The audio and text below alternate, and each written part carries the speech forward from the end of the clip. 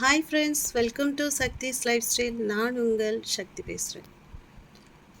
இன்றைக்கி எதை பற்றி பேச போகிறோம் அப்படின்னா, குழந்தைகள்கிட்ட செல்ஃபோன் கொடுக்கறத பற்றி தான் பேச போகிறேன். ஏன் இன்றைக்கி இந்த டாபிக் அப்படின்னா, என்னை சுற்றி இருக்க என்னோடய அக்கம் பக்கத்துலேயே நான் ரொம்ப இப்போ நிறைய கேள்விப்படுற விஷயம் அது. அதனால் சரி, அதையே நான் மக்கள்கிட்ட ஷேர் பண்ணலாம், என்னோடய ஃப்ரெண்ட்ஸ்கிட்ட அதையே ஷேர் பண்ணலாம் அப்படின்னு நான் இந்த டாபிக் பற்றி பேசியிருக்கேன்.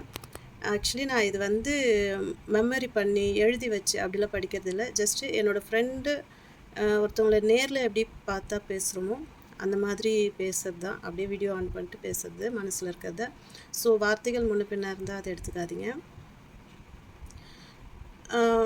இப்போ செல்ஃபோன் பெரியவங்க கிட்ட எப்படி இருக்கோ அதே மாதிரி ஒரு 6 மாத குழந்தைகிட்ட கூட செல்ஃபோன் இருக்கிறது நம்ம பார்க்குறோம். எந்த ஃபேமிலியில் போனாலும், ஒரு ஃபங்க்ஷன் போனாலும், எங்கே நம்ம வெளியே போனாலுமே குழந்தைங்க கிட்ட செல்ஃபோன் இருக்கிறத நம்ம பார்க்குறோம். அது முழுக்க முழுக்க தவறு அப்படின்றது அந்த பேரண்ட்ஸ்க்கு நல்லாவே தெரியும். தெரிஞ்சால் எப்படி கொடுக்குறாங்க அப்படின்றது எனக்கே ஒரு ஆச்சரியமான விஷயந்தான். ஏன்னா ஒரு குழந்தை அப்படின்றது, அந்த குழந்தை கன்சீவாக இருக்க பெண்ணுக்கு எவ்வளோ வீட்டு வைத்தியங்கள் பண்ணுவாங்க, எவ்வளோ ஹாஸ்பிட்டலில் மந்த்லி அந்த சத்துக்கள், கால்சியம், அயன், இன்னும் எக்ஸ்ட்ரா எவ்வளோ டேப்லெட் எல்லாம் கொடுத்து அந்த குழந்தைய ஆரோக்கியமாக கொண்டு வரணும் அப்படின்றதுக்காக நம்ம எவ்வளோ கஷ்டப்பட்டு தான் ஒரு குழந்தைய இந்த உலகத்துக்கு நம்ம கொண்டு வரோம். அப்புறம் அந்த காலநிலை இப்போ கூட கிராமங்களில் இருக்கலாம். ஒரு 16 இல்லை 9, 10 இந்த மாதிரி ஒரு பச்சை இலைகளை அரைச்சி அதை காய வச்சு அந்த குழந்தைக்கு வீக்லி ஒன்ஸ் கொடுப்பாங்க. நல்ல ஜீரணமாகணும், உடல் உறுப்புகள் ஆரோக்கியமாக இருக்கணும் அப்படின்றதுக்காக அந்த இலைகளெல்லாம் அரைச்சி குழந்தைங்களுக்கு கொடுப்பாங்க. இப்போ எத்தனை பேர் வீட்டில் அதை நம்ம அரைச்சி கொடுக்குறோம் சொல்லுங்கள்? நமக்கு தெரிஞ்சதெல்லாம் சாப்பிட்ட பிறகு கிரேப் வாட்டர் கொடுக்கணும், அவ்வளோதான். ஜுரம் வந்தால் விக்ஸு தேய்க்கணும், அவ்வளோதானே. ஏன்னா நமக்கு ப்ராப்பராக அது தெரியல, எந்தெந்த இலைகள்ன்றதும் தெரியாது. அப்படியே ஒரு வேளை யூடியூப் பார்த்து நம்ம தெரிஞ்சிட்டாலும் நம்மளுக்கு அது எப்படி கிடைக்கும்? அக்கம் பக்கம் எல்லாம் அப்பார்ட்மெண்ட்ஸில் இருப்பாங்க, அக்கம் பக்கம் செடிகள் இல்லாத இடமா தான் இருக்கும். இன்னமும் கிராமத்தில் வேணால் அதை ஃபாலோ பண்ணிட்டு இருக்கலாம். அதனால் நம்ம குழந்தைகளுக்கு நல்ல விஷயங்களை கொடுக்க முடியலைன்னா கூட ஒரு தவறான விஷயங்களை அந்த குழந்தைக்கு நம்ம கொடுக்கக்கூடாது இல்லையா?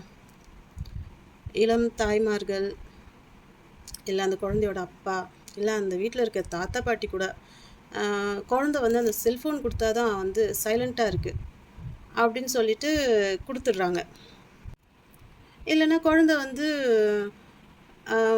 ஒரு வீட்டு வேலைகளை செய்கிறதுக்கு ஈஸியாக இருக்குது, குழந்தைகிட்ட செல்ஃபோன் கொடுத்தா வீட்டு வேலை செய்கிறதுக்கு ஈஸியாக இருக்குது. அந்த ஒரு 1 hour அந்த பொம்மை சேனல்லாம் பார்த்துட்டு குழந்தை விளையாடிட்டுருக்கான் அப்படின்னு பார்க்குறது பொம்மை சேனல் தான். ஆனால் அது குழந்தைக்கு ஹெல்த்தியாக?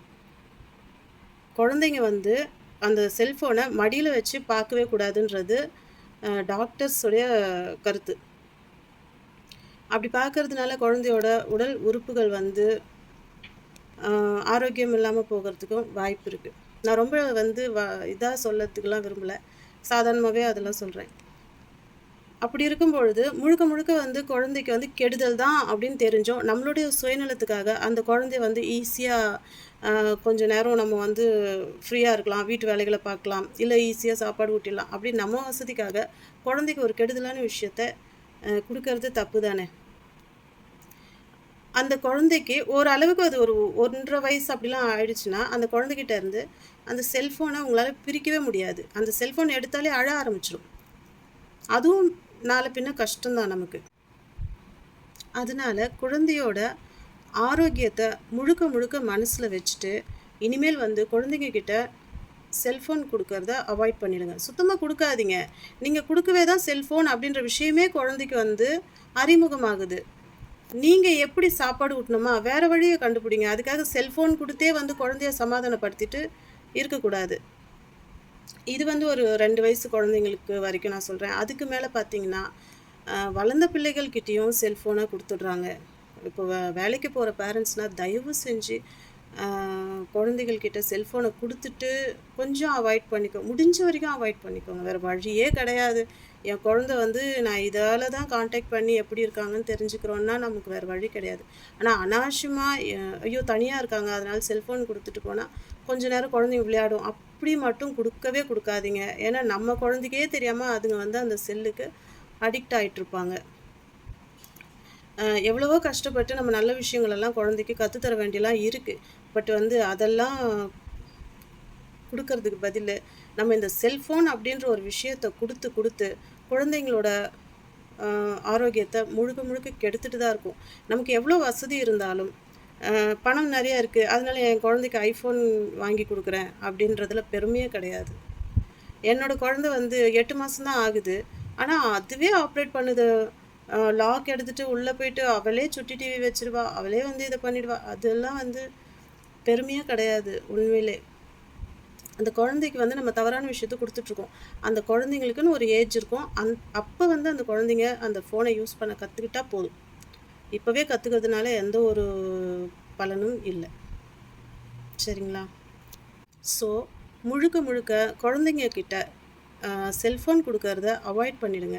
எந்த அளவுக்கு செல்ஃபோன்லாம் யூஸ் பண்ணாமல் அவங்க குழந்தைங்கள வளர்க்க முடியுமோ அந்த அளவுக்கு வளர்த்தாலே போதும். நம்மக்கிட்ட நிறைய பணம் இருக்குது அப்படின்னா அது செல்ஃபோனில் அதிகமான பைசா கொடுத்து செல்ஃபோன் வாங்கி கொடுத்துன்னு இல்லை. நல்ல ஆரோக்கியமான சாப்பாடு, நல்ல கல்வி, ஒழுக்கம் இதை கொடுத்து நம்ம குழந்தைங்கள வளர்க்குறது தான் முக்கியம். சரிங்களா? ஸோ கண்டிப்பாக சொல்கிறேன், உங்கள் குழந்தை கையில் செல்ஃபோன் இருக்கிறத நீங்கள் பார்க்குறீங்கன்னா நீங்கள் தவறான விஷயத்த அந்த குழந்தைக்கு கொடுத்துட்ருக்கீங்கன்றத மனசில் நினச்சிக்கோங்க. இந்த வீடியோ பார்த்ததுலேருந்து கண்டிப்பாக உங்களுக்கு அது தோணுன்னு நான் நினைக்கிறேன். என்னோடய மனசில் இருக்கிறத நான் சொல்லியிருக்கேன் ஃப்ரெண்ட்ஸ். கண்டிப்பாக குழந்தைங்க கிட்ட செல்ஃபோன் கொடுக்கறத தவிர்த்துருங்க. அப்படி உங்கள் குழந்தை வந்து படிப்பு விஷயமா செல்ஃபோன் யூஸ் பண்ணுறேன் அப்படின்னு சொல்லி வாங்கினாலும் கொஞ்சம் கவனத்தோடு அடிக்கடி போயிட்டு என்ன பார்க்குறாங்க, அதில் என்ன சர்ச் பண்ணுறாங்க அப்படின்றதையும் நீங்கள் வாட்ச் பண்ணிட்டே இருங்க. நல்ல விஷயங்களை சொல்லிகிட்டே இருங்க. இதால் நிறைய தீங்கு வரும், நீங்கள் உங்களுக்கு தேவையான விஷயங்கள் மட்டும் பாருங்கள் அப்படின்னு சொல்லி உங்கள் குழந்தைங்களுக்கு நீங்கள் அடிக்கடி சொல்லும் பொழுது அவங்க யோசிப்பாங்க. நீங்களும் அதோட அந்த குழந்தைய பார்த்துட்டே இருங்க. செல்ஃபோன் கொடுக்கும் பொழுது நீங்கள் பக்கத்தில் இருங்க. சரிங்களா? ஓகே ஃப்ரெண்ட்ஸ், கண்டிப்பாக இனிமேல் குழந்தைங்கிட்ட செல்ஃபோன் கொடுக்க மாட்டீங்கன்னு நம்புகிறேன். வீடியோ பிடிச்சிருந்தா சப்ஸ்கிரைப் பண்ணுங்கள். Bye friends.